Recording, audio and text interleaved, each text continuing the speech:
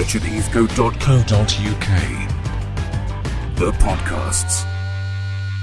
Hello and welcome to the first edition of a series of monthly podcasts brought to you by me, Richard Heathcote, voiceover artist. Today I thought I'd bring up something which is fairly common in this day and age and certainly very topical at the moment, all integrated into the field of social networking.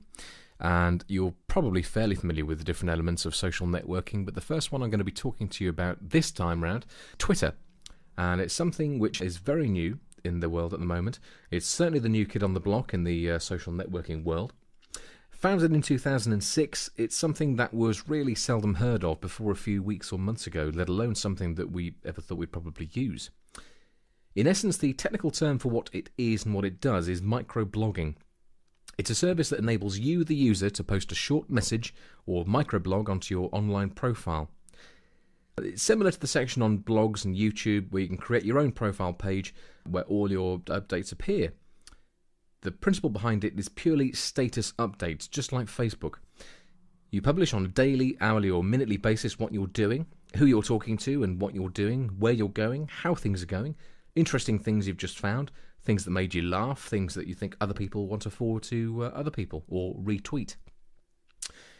Your aim is to attract followers, again like a regular blog, who appear in your follow list.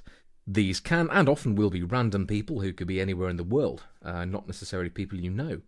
However, it is a good idea to attract everyone you know in a business setting and social setting to start using it, so you can all follow each other, because you never know when someone's tweet might inspire you, teach you something different, or be a potential business lead. You just don't know.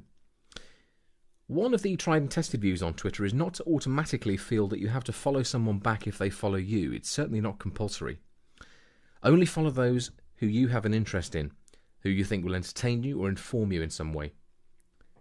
If they eventually choose to unfollow you, then that's their choice, not a problem, so be it. You certainly shouldn't feel obligated to follow someone for the sake of it, especially if all they post is spam or constant adverts. Just like any other form of social media marketing, it's best if you can give it some personality and have a mix of business and social. Don't treat it as just a constant job bulletin board. Another good way to utilise Twitter is to find other people who work in your industry and maybe start following each other. You could end up creating blogs or virtual meeting rooms together, so you can eventually have an industry staff room, in a way, where you can visit, post and share ideas with other like-minded people. Again, it's a great way to talk to people that you may otherwise have never even spoken to at all. In recent months, Twitter has gained massive media attention for a number of reasons, one of them being its well-publicised list of celebrity users, all of which you can easily find on Google. One of the most active users and one of the biggest advocates for Twitter is Stephen Fry, who is self-admittedly a great advocate and user of Twitter. Over the last few weeks that I've been following Stephen Fry, I've been tracking him all over the world, as work has taken to many parts of the world, including America and Australia. The other reason it's gained great media attention is by a Twitter user having made breaking headlines before the mainstream media covered a particular event, which was in fact the Hudson River plane crash in New York on the 15th of January. It was some time before the news crews actually got to the site of the crash to do live broadcasts on location. Yet, one single Twitter user who had taken a picture on his mobile phone, posted it to his Twitter profile within seconds, has gained him massive hits instantly. The image he'd captured was plastered all over the networks within minutes, and it was the only image they had for some time. Because of this, Twitter has had a massive boost in publicity thanks to the mainstream media outlets who couldn't report the news quickly enough. Social media marketing and networking is gradually turning us into a journalistic society, being able to report about literally anything and have literally hundreds of followers, maybe even more, finding out about what you've said in literally seconds. Your message, which could be groundbreaking news, just like in the Hudson plane crash example, or simply mindless bubblegum information, just absolute nothingness, something that you've had a cup of tea, that can travel around the world and back in just a few minutes, probably even less. And that message can make tens of thousands of people aware of it in a very, very rapid timescale. This is the power of what technology we now have.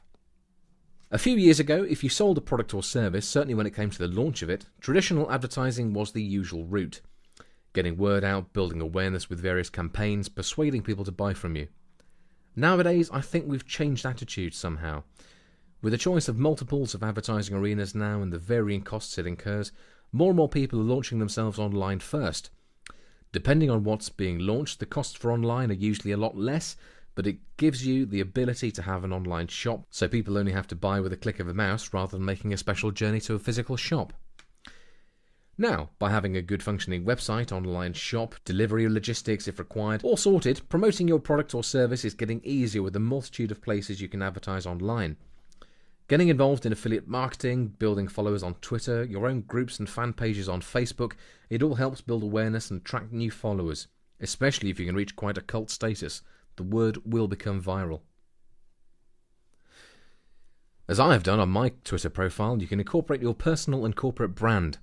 You can do this by creating an image encompassing all the colours and text you require, then uploading that image for use as your background. You can see an example of mine if you go to twitter.com/voiceoverartist. That's voiceoverartist, all one word. So very simple in its purpose, Twitter really has caught on in terms of its popularity. Who knows what the next 12 months will bring us in the world of social networking, and certainly with Twitter itself. But whatever it may be, we're certainly guaranteed to be in for an exciting year ahead. The main crux of its usefulness in the business world especially is that it bridges the gap between the vendor and consumer. There is no barrier of a shop sales desk where the staff stand behind it. It gets interaction and communication in a soft sell way between you and your customers and clients. After all, people buy from people, and once they get to know you, like you, and ultimately trust you, they're far more likely to buy from you. Picture yourself as the consumer. Wouldn't you like that process to happen to you when you buy things, rather than going to a faceless shop and buying something from staff that couldn't care less about you, your existence while you're in there? In essence, communication and ultimately trust is the key to successful selling in a virtual environment. Things like Twitter can help pave the way to enabling you to do just that in an extremely low-cost, easy way. In fact, very low cost, because Twitter is absolutely free. You don't need to be an IT geek, you don't need to be a web programmer. It's just you, a simple-to-use website, and your message. RichardHeathcote.co.uk. The podcasts.